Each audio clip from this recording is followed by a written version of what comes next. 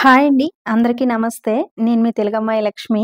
అందరూ ఎలా ఉన్నారు ఫ్రెండ్స్? బాగున్నారా? నేనైతే చాలా బాగున్నాను. ఇది కార్తీక మాసం మొదటి రోజు వీడియో అండి. అంటే వెడ్నెస్‌డే రోజు వ్లాగ్ అనమాట. వెడ్నెస్‌డే మార్నింగ్ టు ఈవినింగ్ రొటీన్‌ని షేర్ చేస్తాను. వీడియో అయితే లాస్ట్ వరకు స్కిప్ చేయకుండా చూడండి ఫ్రెండ్స్. అలాగే వీడియో చూస్తున్న ప్రతి ఒక్కరు వీడియోని లైక్ చేయడం, ఒక మంచి కామెంట్ పెట్టడం, వీడియోని హైప్ చేయడం కూడా అస్సలు మర్చిపోవద్దు.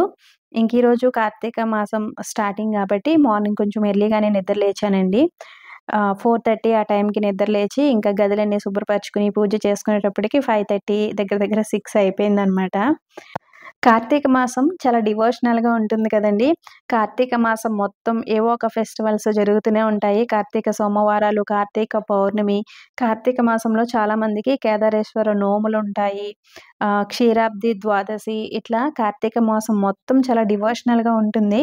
నాకు శ్రావణ మాసం, కార్తీక మాసం ఈ 2 మాసాలంటే చాలా ఇష్టమండి. మన సైడ్ అయితే చాలా బావుంటుంది. కార్తీక మాసంలో తెల్లవారుజాము స్నానాలు, దీపాలు వదలటం, కాలువల్లోకి గాని లేదంటే నదుల దగ్గరికి స్నానాలకి వెళ్ళటం ఇలా చాలా బావుంటుంది. అయితే ఇక్కడ ఎవరు కూడా కార్తీక మాసం చేసుకోరండి. ఈ దీపాలు పెట్టడం ఇవేమీ ఉండవనమాట. ఇక్కడేమి హడావిడి కనిపించదు. మనకైతే చాలా బావుంటుంది గదా! ఇంకిక్కడ నేను మొదటి రోజు కదండీ! దామోదర పూజ కూడా చేసుకున్నాననమాట. సో, దీపాలు బయట పళ్ళెంలో వదులుకుంటున్నాను. ఇంకిక్కడ బయట వెళ్లి చెరువుల్లోని, నదుల్లో స్నానాలు చేయడానికి ఏమి ఉండదు కదండీ! అందుకని ఇంకా ఎవ్రీ ఇయర్ నేను ఈ విధంగా బయట పూజ చేసుకొని పళ్ళెంలోనే దీపాలు వదులుకుంటాను. అయితే తులసి మొక్క కూడా ఉంటుందండి. ఉండేది. మేము ఊరెళ్ళినప్పుడు ఏమవుతుందంటే తులసమ్మ నిద్రించేస్తుంది. నీళ్లు వేసేవాళ్ళు ఎవరు ఉండరు కదండీ! మేము ఊరు నుంచి వచ్చేలోపు తులసమ్మ నిద్రించడం అలా అవుతుందనమాట. ఇంకా కార్తీక మాసంలో తెచ్చుకుందాంలే తులసమ్మని అని అప్పటినుంచి ఇంక తెచ్చుకోలేదు. ఇంక ఈరోజు అర్జున్ భోజనానికొచ్చేటప్పుడు ఆహ్, తులసమ్మని తీసుకొస్తాను అన్నారు. ఇంకిక్కడ నేను ఆహ్, పసుపు గణపతిని చేసుకొని, అలాగే దామోదరుడిని కూడా చేసుకొని, పూజ చేసుకొని, దీపాలైతే ఈ విధంగా పళ్ళెంలో వదులుకుంటున్నాను. నేను ఈ పూజ అంతా మీకు క్లియర్‌గా ఏం చూపించట్లేదండి. ఎందుకంటే మీరు ఈ కార్తీక మాసం పూజలవి చూడాలి అనుకుంటే గనక డివోషనల్ ఛానెల్స్ చాలా ఉంటాయి. వాళ్ళైతే చాలా క్లియర్‌గా, నీట్‌గా చూపిస్తారు. నేను ఒకసారి అంటే ఛానెల్ స్టార్ట్ చేసిన కొత్తలో ఇదే విధంగా కార్తీక మాసం పూజలవి చేస్తూ వీడియో పెడితే, మీరు ఈ పూజలు ఇవి వాడలేదు, అవి వాడలేదు, ఇలా చేశారేంటి? మేము ఇలా చేసుకోము. అవి పెట్టాలి, ఇవి పెట్టాలి అని ఇలా చాలా కామెంట్స్ వచ్చాయండి. ఇప్పుడు ఒక్కో చోట ఒక్కో విధంగా చేసుకుంటారండి పూజ. ఈ కార్తీక మాసం పూజలు అందరూ ఒకేలాగా చేసుకోరు. ఒక్కో ప్రాంతంలో ఒక్కో రకంగా చేసుకుంటారనమాట. నేనేంటంటే నా చిన్నప్పటి నుంచి అమ్మ ఏ విధంగా అయితే పూజలవి చేస్తుందో సేమ్ అదే విధంగా నేను చేసుకుంటానండి. చిన్నప్పుడు ఈ కార్తీక మాసం వచ్చింది అంటే, అమ్మతో పాటుగా నేను కూడా తెల్లవారుజామునే నిద్ర లేచి నరసాపురంలో ఉండేవాళ్ళం కదండీ! ఇంకా తెల్లవారుజామునే గోదావరి స్నానానికి వెళ్ళి, అక్కడే గోదావరి ఒడ్డు దగ్గరే చక్కగా దామోదరుడిని, పసుపు గణపతిని చేసి అమ్మ ఇదే విధంగా పూజ చేసి, సో, దీపాలు వదిలించేదనమాట నా చేత. అమ్మ ఏ విధంగా అయితే అప్పుడు చేసేదో సేమ్ అదే విధంగా ఇప్పుడు నేను ఇంటి దగ్గర కూడా చేసుకుంటాననమాట. నాకు ఈ కార్తీక మాసం వచ్చింది అంటే, ఆ దీపాలవి వదులుకుంటున్నప్పుడు నాకు ఆ చిన్నప్పటి రోజులన్నీ గుర్తొచ్చేస్తూ ఉంటాయనమాట. అమ్మతో పాటు ఇలా వెళ్ళేదాన్ని, ఇలా చేసుకునేదాన్ని అని అప్పటి రోజులన్నీ గుర్తొస్తూ ఉంటాయి. ఇంకా ఇంటి దగ్గర పూజ చేసుకున్న తర్వాత కింద మాకు పార్కులో టెంపుల్ ఉంది కదండీ! శ్రీరాముడి టెంపుల్ పక్కనే శివలింగం కూడా ఉంటుంది. ఇంకా అక్కడ కూడా దీపాలు పెడదాము అని దీపాల్లో ఆవు నెయ్యితో ఒత్తులవి తీసుకొచ్చాననమాట.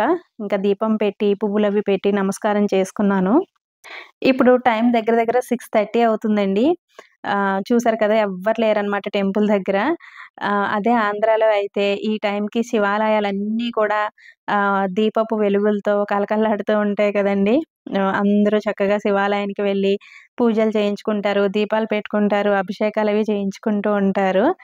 ఇంకా ఇక్కడ ఎవరు చేసుకోరు గాబట్టి, ఇంకా మేము మార్నింగే వచ్చి ఈ విధంగా దీపం పెడుతుంటే, ఆ పక్కన వాళ్ళందరూ కూడా అలాగే చూస్తున్నారనమాట. ఏంటి ఇంత మార్నింగే దీపం పెడుతున్నారు అన్నట్టు చూస్తున్నారు.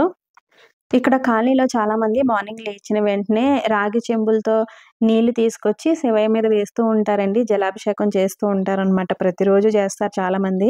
మన సీతారాం తాతయ్య గారైతే ఇంకా మార్నింగ్ లేచిన వెంటనే ఈ టెంపుల్ దగ్గరికే వచ్చి కూర్చుంటారండి. ఒక్కొక్కసారి టెంపుల్ అంతా కూడా నీట్‌గా క్లీన్ చేసేస్తూ ఉంటారనమాట. కార్తీక మాసంలో అయితే ఇంకా ఎవరు ఈ విధంగా దీపాలు పెట్టుకోవడం ఇలా ఏముండదనమాట. బట్ నాగపంచమి ఇవన్నీ సెలబ్రేట్ చేసుకుంటారనుకుంటా అండి ఇక్కడ గూడా. నాగపంచమి ఆ టైంలో కొంతమంది ఇక్కడ గాజులు పంచడం అవన్నీ చేస్తూ ఉంటారనమాట. లాస్ట్ ఇయర్ చూసాను. గాజులు, బొట్టు ఇవన్నీ కూడా పంచుతూ ఉంటారు. అంటే స్టిక్కర్ ప్యాకెట్స్ అవన్నీ ఇచ్చారు లాస్ట్ ఇయర్ నాగపంచమికి. నాగపంచమికి, నాగల చవితికి కూడా ఇస్తారనమాట. ఇంకిక్కడ నేను అక్కడ తులసి మొక్కుందండి. తులసి మొక్క, త్రిదళాలు ఇవన్నీ ఉన్నాయన్నమాట. మొక్కలన్నీ ఒకే చోట ఉన్నాయి. ఇంకా అక్కడ కూడా దీపం పెట్టి నమస్కారం చేసుకున్నాను. ఇంక ఇంటి దగ్గర ఎలాగో తులసి పూజ చేసుకోలేదు కదండీ! అందుకని అక్కడ పసుపు, కుంకుమ అవన్నీ పెట్టి దీపం పెట్టి నమస్కారం చేసుకున్నాను. ఇంక ఇంటికొచ్చిన తర్వాత నేనిక్కడ బ్రేక్‌ఫాస్ట్ ప్రిపేర్ చేస్తున్నాను. ఈరోజు మార్నింగ్ బ్రేక్‌ఫాస్ట్‌లోకి నేను సేమియా ఉప్మా తయారు చేస్తున్నాను. సాహితీ, సాత్విక్ ఇద్దరు తింటారో లేదో ఐడియా లేదండి. ఈ మధ్య కాలంలో ఎప్పుడు నేను సేమియా ఉప్మా తయారు చేయలేదనమాట. ఇంకా ఏదోటి చెప్పి పెడదాంలే అని సేమియా ఉప్మా అయితే తయారు చేస్తున్నాను. సాత్విక్ ఈరోజు నాతో పాటు కొంచెం ఎర్లీగానే నిద్ర లేచాడండి. నేను లేచిన ఒక హాఫ్ ఎన్ అవర్‌కి లేచి నా దగ్గరికొచ్చేసాడు. నేను పడుకుంటే ఎంతసేపైనా పడుకుంటాడండి. నేను నిద్ర లేస్తే ఇంక నాతో పాటు నిద్ర లేచి బయటకొచ్చేస్తాడనమాట. వీళ్ళకి దీపావళి హాలిడేస్ దగ్గర దగ్గర 1 వీక్ ఇచ్చారండి. ఎందుకంటే వీళ్ళకి దీపావళి చాలా పెద్ద ఫెస్టివల్. భాయి దూజ్ ఇవన్నీ కూడా సెలబ్రేట్ చేసుకుంటారు కదండీ! భాయి దూజ్ అంటే భగిని హస్త భోజనం. మన సైడ్ కూడా చాలామంది సెలబ్రేట్ చేసుకుంటారు కదండీ! ఇంకా ఈ భాయి దూజ్ ఫెస్టివల్ అన్నీ అయ్యే వరకు హాలిడేస్ అనమాట. మళ్ళీ ఫ్రైడే నుంచి వీళ్ళకి స్కూల్స్ రీఓపెన్ అవుతాయి. భాయి దూజ్ ఫెస్టివల్ అంటే భగిని హస్త భోజనం. అన్నదమ్ముల్ని ఇంటికి పిలిచి భోజనాలు పెడతారు కదండీ! మీలో ఎంతమంది సెలబ్రేట్ చేసుకున్నారు ఇది అనేది కామెంట్ చేయండి. వీళ్ళందరూ ఆహ్, ఈ భాయి దూజ్ ఫెస్టివల్ చాలా బాగా సెలబ్రేట్ చేసుకుంటారండి. అన్నదమ్ములందరూ కూడా చక్కగా ఇంటికొచ్చి భోజనాలు చేసి చెల్లెళ్ళకి గాని, అక్కలకి గాని బట్టలవి, స్వీట్స్ ఇవన్నీ తీసుకొస్తారనమాట ఇక్కడ. చాలా బాగా సెలబ్రేట్ చేసుకుంటారండి. అదంతా చూసినప్పుడు నాకు అనిపిస్తదనమాట. నేను దగ్గరలో ఉండుంటే మా అన్నయ్య వాళ్ళిద్దరికీ భోజనాలు పెట్టేదాన్ని అని అనుకుంటూ ఉంటానండి. చాలా మంచిదంట. ఆ రోజు మనం అన్నదమ్ములకి భోజనం పెడితే వాళ్ళకున్న అపమృత్యు దోషాలన్నీ కూడా తొలగిపోతాయంటండి. సో, అది నమ్మకం అనమాట ఇక్కడ గూడా. అండ్ కంపల్సరీ అదైతే వీళ్ళందరూ మంచిగా సెలబ్రేట్ చేసుకుంటారు. ఇక్కడ హోలీకి కూడా ఇది సెలబ్రేట్ చేసుకుంటారండి. హోలీ అయిన నెక్స్ట్ డే మేముండే ఏరియాలో ఇంకా అన్నదమ్ములకి భోజనాలవి పెట్టుకుంటారనమాట.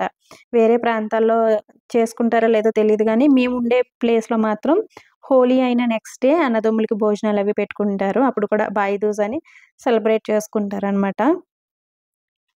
ఇంకిక్కడ నేను రిలాక్స్డ్‌గా కూర్చొని ఒక గ్లాస్ హాట్ వాటర్ అయితే తాగుతున్నానండి. పూజలవి ఉన్నప్పుడేంటంటే ఇంకా మార్నింగ్ నుంచి ఏమి తీసుకోను. అంటే పూజ అయ్యే వరకు వాటర్ గానీ ఏమి తాగను. పూజ అంతా అయిపోయిన తర్వాత ఇంక రిలాక్స్డ్‌గా కూర్చొని వాటర్ గానీ, కాఫీ ఇటువంటివి తాగుతూ ఉంటాననమాట. సో, బాల్కనీలో కూర్చొని ఒక గ్లాస్ హాట్ వాటర్ అయితే తాగేసాను. ఇంకిక్కడ 2 డేస్ నుంచి అసలు ఎండే రావట్లేదండి. ఇలా మబ్బుగా క్లైమేట్ మొత్తం కొంచెం డల్‌గా ఉంటుందనమాట. మన సైడ్ చాలా చోట్ల వర్షాలు పడుతున్నాయంట కదండీ! దాని ఎఫెక్టో ఏమో తెలీదు గానీ, ఇక్కడ ఎండ మాత్రం సరిగా రావట్లేదు. అలాగని పెద్దగా చలి కూడా ఏమీ లేదండి. లాస్ట్ ఇయర్ అయితే ఈ టైంకి చాలా చలనమాట. చలి స్టార్ట్ అయిపోయింది. లాస్ట్ ఇయర్ దివాళీకి స్వెటర్స్ వేసుకొని మేము దివాళీ సెలబ్రేట్ చేసుకున్నామనమాట. కొత్త బట్టలు వేసుకున్నా కూడా పైన స్వెటర్స్ వేసుకున్నాం. ఈసారి దీపావళికి స్వెటర్స్ ఏమి వేసుకోలేదండి. అంత చలి ఏమీ లేదు. ఎండ రావట్లేదు. అయినా సరే అంత చలిగా ఏమి ఉండట్లేదు. మేబీ మన ఆంధ్రాలో వర్షాలవి పడుతున్నాయి గదా! సో, దాని ఎఫెక్టో ఏమో తెలీదు. ఇంకిక్కడ బాల్కనీలో సాహితీ, సాత్విక్ వాళ్ళు ఈ క్రాకర్స్ అవన్నీ కూడా కాల్చుకొని మొత్తం ఎలా పడితే అలా చేసేసారనమాట ఈ బాల్కనీ మొత్తం. ఇంకదంతా నేనిక్కడ క్లీన్ చేస్తున్నాను. దివాళీ వీడియో అప్‌లోడ్ చేశాను కదండీ! ఆ వీడియోలో మీ కాలనీ చాలా బావుంది. చాలా డీసెంట్‌గా ఉంది అన్నారు. నిజంగా అండి మా కాలనీ చాలా డీసెంట్‌గా ఫుల్ గ్రీనరీతో చాలా అందంగా ఉంటుంది. నాకు మా కాలనీ అన్నా, మేమున్న ఈ ఏరియా అంతా కూడా చాలా ఇష్టమనమాట. బావుంటుందండి. కాలనీలో ఉన్న వాళ్ళందరూ కూడా చాలా మంచి వాళ్ళే అనమాట. ఫ్రెండ్లీగా బావుంటారు. ఇంకిక్కడ సేమియా ఉప్మా రెడీ అయిపోయింది. చాలామంది సేమియా ఉప్మా చేస్తే అంతా కూడా అతుక్కిపోయి కొంచెం దగ్గరగా అయిపోయినట్టు ఉంటుంది కదండీ! ఈ విధంగా పొడి పొడిలాడుతూ రాదు. మనం సేమియా ఒక గ్లాసు సేమియా తీసుకుంటే గనక 1.5 గ్లాసు వాటర్ తీసుకోవాలండి. మిగిలిన ప్రాసెస్ అంతా కూడా సేమ్ అనమాట. మనం ఉప్మా ఏ విధంగా అయితే ప్రిపేర్ చేసుకుంటామో అదే విధంగా. అయితే మనం ఆహ్, ఈ వైట్ రవ్వ అంటే సూజీ రవ్వకైతే గ్లాసుకి 3.5 గ్లాసుల వరకు వాటర్ వేసుకోవచ్చండి. అది మనకి కొంచెం లిక్విడ్ లాగా అలా ఉంటే బావుంటుంది. బట్ సేమియా ఉప్మా మాత్రం మనకు కొంచెం పొడి పొడిలాడుతూ ఉంటేనే ఇష్టంగా తినాలనిపిస్తుంది గదా! అందుకని 1 ½ గ్లాస్ వాటర్ వేసుకుంటే సరిపోతుంది. గోధుమ రవ్వ ఉప్మా అయితే గ్లాస్‌కి 2 గ్లాసులు వాటర్ అయితే వేసుకుంటాము. ఇంకా ఈ సేమియా ఉప్మాలో ఏంటంటే, నేనెక్కువ ఆలు వేస్తానండి. బావుంటుందనమాట. మధ్య మధ్యలో మనకి ఆలు అవి తగులుతూ బావుంటుంది. మన దగ్గర అవైలబుల్ ఉన్న వెజిటబుల్స్ అన్నీ వేసుకోవచ్చు. క్యారెట్, బీన్స్, పచ్చి బఠానీ అవన్నీ కూడా వేసుకోవచ్చు. నేనిక్కడ క్యారెట్ అలాగే బంగాళాదుంప కూడా వేశాను. దీన్ని మనం కొంచెం మసాలా ఉప్మాలాగా కూడా తయారు చేసుకోవచ్చండి. ఇందులో కొంచెం అల్లం వెల్లుల్లి పేస్ట్ అలాగే కొన్ని బిర్యానీ ఐటెమ్స్ అవి వేసుకుంటే గనక పోపులో, అది మనకు కొంచెం ఆ మసాలా ఫ్లేవర్‌తో అలా కూడా బావుంటుంది తినడానికి. సాహితీ, సాత్విక్ ఇద్దరు తినరేమో అని అనుకున్నాను గానీ, వాళ్ళు ఇష్టంగానే తిన్నారండి. అంటే అవి కొంచెం పొడవుగా నూడిల్స్ టైప్‌లో ఉంటాయి కదా! సేమియా అంటే. ఇంకా అలా ఇష్టంగా అయితే తినేశారు. నా కొత్త గ్యాస్ స్టవ్ ఆల్రెడీ నేను వీడియో కూడా పోస్ట్ చేశాను కదండీ! పాలు పొంగిస్తూ. అయితే ఆ వీడియో కింద చాలామంది కామెంట్ పెట్టారనమాట. లక్ష్మి గారు 3 పొయ్యిలున్న గ్యాస్ స్టవ్ ఇంట్లో ఉండకూడదండి. 3 పొయ్యిలున్నది ఉపయోగించకూడదు. ఇలా చాలామంది కామెంట్స్ పెట్టారనమాట. అయితే నేను కూడా చాలామందిని పెద్దవాళ్ళని అవి అడిగే తీసుకున్నానండి. ఆల్రెడీ 3 పొయ్యిలున్న గ్యాస్ స్టవ్ యూజ్ చేస్తున్న వాళ్ళని కూడా అడిగి తీసుకున్నాననమాట. ప్రాబ్లమ్ ఏమి లేదు. యూజ్ చేయొచ్చు. మాకేం ప్రాబ్లమ్ లేదు అని వాళ్ళు చెప్పిన తర్వాత తీసుకున్నాననమాట. ఇదివరకటి రోజుల్లో ఉమ్మడి కుటుంబాలు ఉండేవి కదండీ! ఉమ్మడి కుటుంబాల్లో ఆహ్, ముగ్గురు వేరువేరుగా పొయ్యిలు పెట్టుకొని వండుకోకూడదు అనే ఉద్దేశంతో అలా అనేవారంటండి. బట్ గ్యాస్ స్టవ్‌లో 3 పొయ్యిలున్నవి మనం ఇంట్లో పెట్టుకోవచ్చు. మనం యూజ్ చేయొచ్చు. దానివల్ల ఏం ప్రాబ్లమ్ ఉండదు. ఇంక ఈరోజు లంచ్‌లోకి నేను పాలకూర పప్పు తయారు చేస్తున్నాను. రీసెంట్‌గా ఒక ఇన్సిడెంట్ సోషల్ మీడియాలో, టీవీల్లో తెగ వస్తుంది గదండీ! తుని సంఘటన. మీలో చాలా మందికి ఈ సంఘటన గురించి తెలిసే ఉంటుంది. ఒక తాతయ్య వయసున్న ఆయన 13 ఏళ్ల పాపని లైంగికంగా వేధించడం అనేది. ఎవరిది తప్పు, ఎవరిది ఒప్పు అని నేను మాట్లాడట్లేదు గానీ, చాలామంది పాపది కూడా తప్పుంది. ఆ పాపకి తెలుసు గదా! అయినా కూడా ఆయనతో వెళ్ళింది. పాపదే తప్పు అని కొంతమంది ఇన్‌స్టాగ్రామ్‌లో వాటిల్లో కామెంట్స్ అవి చూసాను. అయితే 13 ఏళ్ల పాపకి అంత మెచ్యూరిటీ ఏమి ఉండదండి. అంటే ఏది తప్పు, ఏది రైటు అని డిగ్రీలు చదివిన వాళ్ళకే ఇప్పుడసలు ఏది చేయాలి, ఏది చేయకూడదు అనేదే తెలియట్లేదు. అటువంటిది 13 ఏళ్ల పాపకి కొన్ని ఆశలుంటాయండి. ఆ ఆశ చూపించి అంటే డబ్బు పైన ఆశ కానివ్వండి, లేదంటే ఫోను లేదంటే చాక్లెట్స్ ఇట్లా వీటి పైన ఆశ ఉంటుంది. ఆ ఆశను ఎరగా చూపి ఇటువంటి పనులు చేస్తూ ఉంటారు. అయితే ఆహ్, ఎవరిది తప్పు అనేది పక్కన పెడితే, మనం ఇంట్లో ఆడపిల్లలున్న ప్రతి తల్లిదండ్రులు చేయవలసిందేంటి అంటే, పాపకి ఒక 7, 8 సంవత్సరాలొచ్చిన దగ్గర నుంచే గుడ్ టచ్ అంటే ఏంటి? బ్యాడ్ టచ్ అంటే ఏంటి? ఎవరైనా ఇలా ప్రవర్తిస్తే వచ్చి తల్లికి చెప్పుకోవాలి, లేదంటే తండ్రికి చెప్పుకోవాలి అనే ధైర్యాన్ని మనం వాళ్ళకి కల్పించగలగాలండి. అంటే మీకేం జరిగినా మేమున్నాము, మేము చూసుకుంటాము అనే ధైర్యాన్ని ముందు నుంచి పిల్లలకి చిన్నప్పటి నుంచే మనమది వాళ్ళకి బలంగా చెప్పే ప్రయత్నం అయితే చేయాలి. ఇదివరకటి రోజుల్లో ఉమ్మడి కుటుంబాలుండేవండి. ఇంట్లో నానమ్మ, తాతయ్య, పిన్ని, బాబాయ్, పెద్దమ్మ, పెదనాన్న ఇలా అందరూ ఉండేవారు. అందరితో పిల్లలకి ఒక మంచి అనుబంధం ఉండేది. అందరూ కూడా మంచి చెడులు చెప్తూ ఉండేవారు. పిల్లలకు కూడా ఎవరితో ఎలా ఉండాలి, పెద్దవాళ్ళతో ఎలా ప్రవర్తించాలి, ఎలా నడుచుకోవాలి అనేది చాలా స్పష్టంగా తెలిసేదండి. ఇప్పుడు అలాంటి పరిస్థితులు లేవు. దట్ ఫోన్ ఒకటి అడిషనల్‌గా మన లైఫ్‌లోకి యాడ్ అయింది కాబట్టి, ఈ ఫోన్‌ల ద్వారా కూడా పిల్లలు చాలా తెలుసుకుంటున్నారు. పిల్లలకి ఫోన్ ఇచ్చేటప్పుడు చాలా జాగ్రత్తగా పిల్లలు ఏం చూస్తున్నారు, ఏంటి అనేది కనిపెట్టుకొని ఉండండి. పిల్లలు స్కూల్ నుంచి వచ్చిన తర్వాత డల్‌గా ఉంటే గనక, "డల్‌గా ఉన్నావేంటమ్మా" అని, లేదంటే హ్యాపీగా ఉంటే గనక, "ఎంత హ్యాపీగా ఉన్నావు ఈరోజు స్కూల్‌లో ఎలా స్పెండ్ చేసావు" అని అడగడం అనేది నేర్చుకోండి. అలా అడగడం వల్ల ఏంటంటే, పిల్లలు ప్రతీదీ మీతో షేర్ చేసుకోవడం అనేది అలవాటు చేసుకుంటారు. వాళ్ళు స్కూల్ నుంచి వచ్చిన తర్వాత వాళ్ళేదో చెప్తుంటే మీరు, "ఆ! చెప్పావులే ఫస్ట్ పని చూడు" అన్నారనుకోండి, వాళ్ళింక ఏది మీరు మీతో వాళ్ళు షేర్ చేసుకోరు. ఏ విషయాన్ని మీతో షేర్ చేసుకోరండి. అలా కాకుండా స్కూల్ నుంచి వచ్చిన వెంటనే మీరే వాళ్ళని కూర్చోబెట్టి రోజు ఎలా జరిగింది, మార్నింగ్ వెళ్ళిన దగ్గర నుంచి ఏం చేసావు, ఏంటి అనేది అలా అడగడం అనేది చిన్నప్పటి నుంచి అలవాటు ఉంటే గనక ప్రతీదీ వాళ్ళు మీ దగ్గర దాచకుండా చెప్పే ప్రయత్నం చేస్తారు. ఏది కూడా మీ దగ్గర దాచకుండా మీతో షేర్ చేసుకుంటారనమాట. అదే విధంగా మీరు పదే పదే నీకేమన్నా ప్రాబ్లమ్ వస్తే ఎవరు గుర్తొస్తారమ్మా? నీకేమన్నా ప్రాబ్లమ్ వస్తే ఫస్ట్ మాతోనే చెప్పుకోవాలి. ఇలాంటి మాటలు కూడా మంచి మంచి మాటలు కూడా చెప్తూ ఉండండి. రాత్రి పడుకునేటప్పుడు పిల్లలకి ఎక్కువగా ఇటువంటి మాటలు చెప్తూ ఉండండి.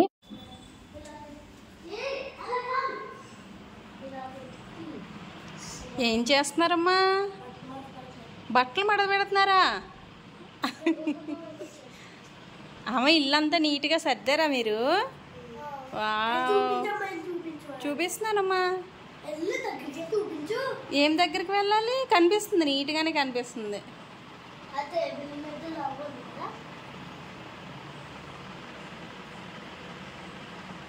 అమ్మో మా చిన్నమ్మ. అమ్మ నైటీ మడత పెట్టేసావా చెబ్బి?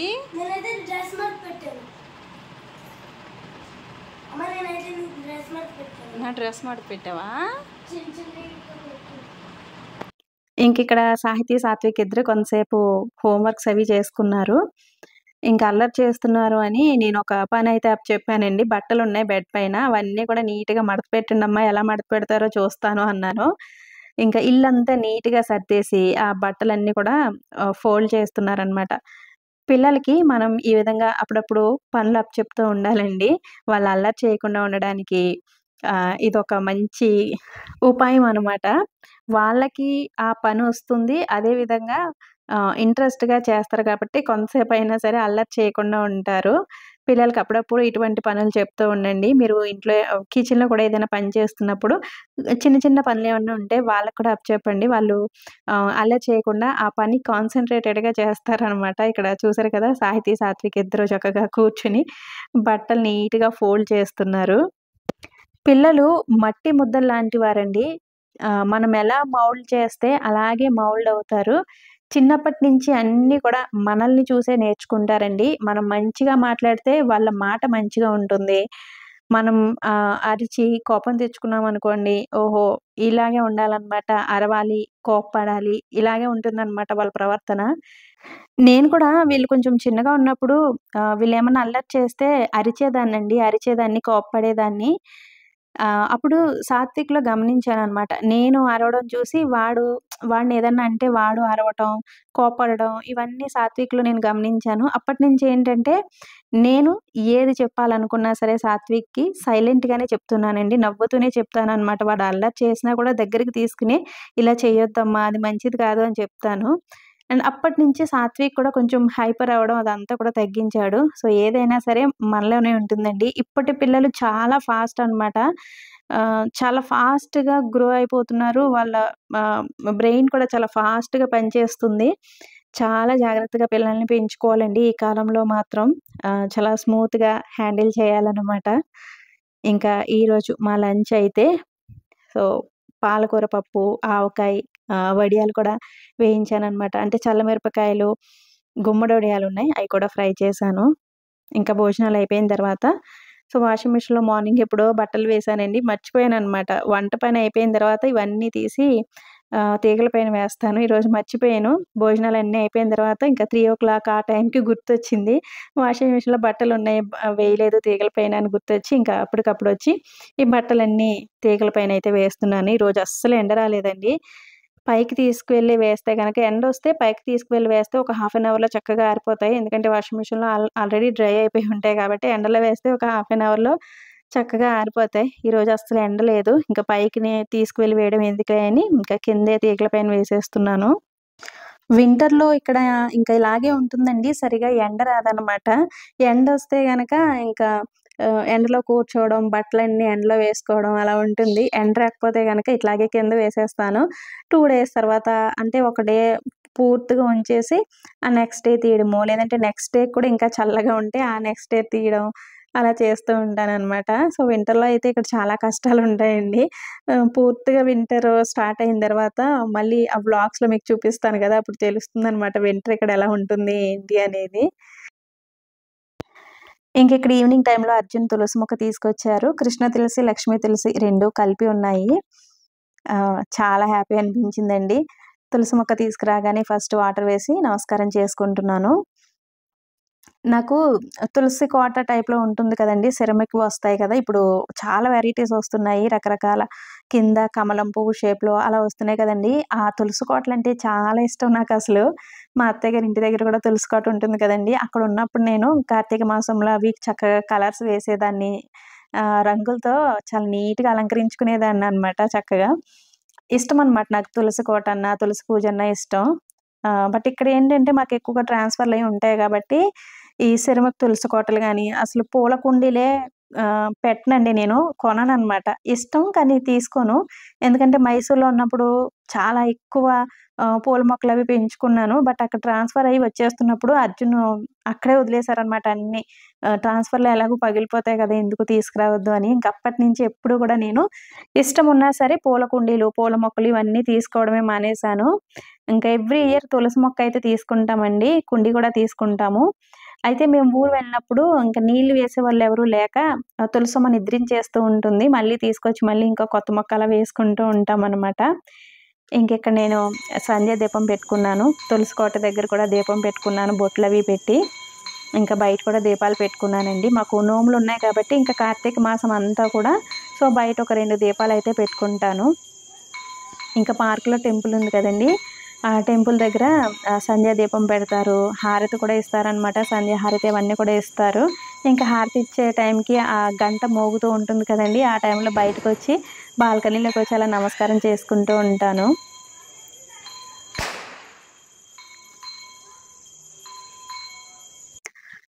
ఇది ఫ్రెండ్స్ ఈరోజు వీడియో. ఈ వీడియోని ఇంతటితో ఎండ్ చేసేస్తున్నాను. వీడియో నచ్చితే తప్పకుండా ఒక లైక్ ఇవ్వడం, అలాగే ఒక మంచి కామెంట్ పెట్టడం అస్సలు మర్చిపోవద్దు ఫ్రెండ్స్. అలాగే మీలో ఎవరైనా ఫస్ట్ టైమ్ నా ఛానల్ చూస్తున్నట్లయితే ఇటువంటి మరిన్ని వీడియోస్ కోసం ఛానల్‌ని సబ్స్క్రైబ్ చేసుకోండి. మరొక మంచి నేచురల్ వ్లాగ్‌తో మళ్ళీ మీ ముందుకొస్తాను. Thanks for watching. బాయ్.